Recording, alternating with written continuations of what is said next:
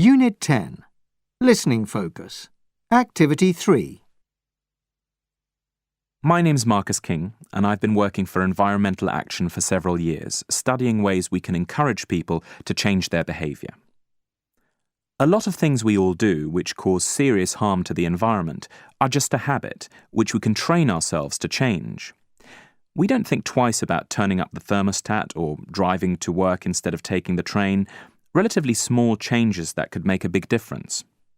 You'd think that because it wouldn't take much to change and would also bring significant benefits, it wouldn't be difficult to persuade people to do certain things.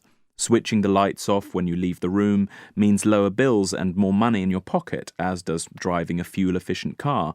People don't always realise that reusing plastic bags means cleaner beaches. If they did, it might be a stronger motivation for them. But perversely, people are resistant to change, partly out of laziness, because change requires effort. It's also partly because we'll only take action if we can see a measurable benefit. For us to change our ways, we need to see the effects of our negative behaviour now and not at some distant point in the future. This is because we tend not to worry so much about things that will affect us in the long term. Changing people's attitudes is a real challenge. One university study in Copenhagen looked at attitudes to littering and found that while the majority of people claimed to dislike litter, there was still a lot of litter about.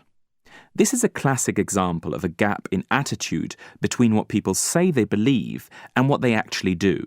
So, to see if littering could be reduced, the researchers handed out 1,000 caramel sweets to passing pedestrians. The nearby streets and litter bins were then searched for the sweet wrappers, and they were counted. What the researchers did next shows that making the right choice easy for people can have a big impact. So they handed the sweets out again, but this time made it easier for people to find the litter bins by stenciling green footsteps on the ground. Amazingly, this led to a 46% decrease in the total quantity of sweet wrappers found littering the streets. This also shows that fun and imaginative solutions are usually better than the usual signs nagging people about what they should do. It also proves that people only need a gentle visual reminder not to litter, no need for fines. These ideas have been enthusiastically taken up by some governments eager to cut energy consumption and to reach emissions targets.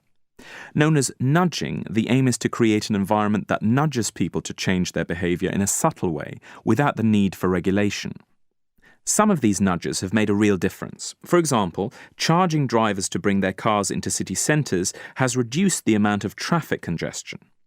But some environmentalists argue that the congestion charge hasn't led to a reduction in car ownership, nor does increased recycling at work necessarily lead to a changed behaviour at home. They say they're disappointed and frustrated with the impact nudging has had, though I would say it's encouraging. While I agree that nudging isn't the solution to all our problems, it's certainly a move in the right direction.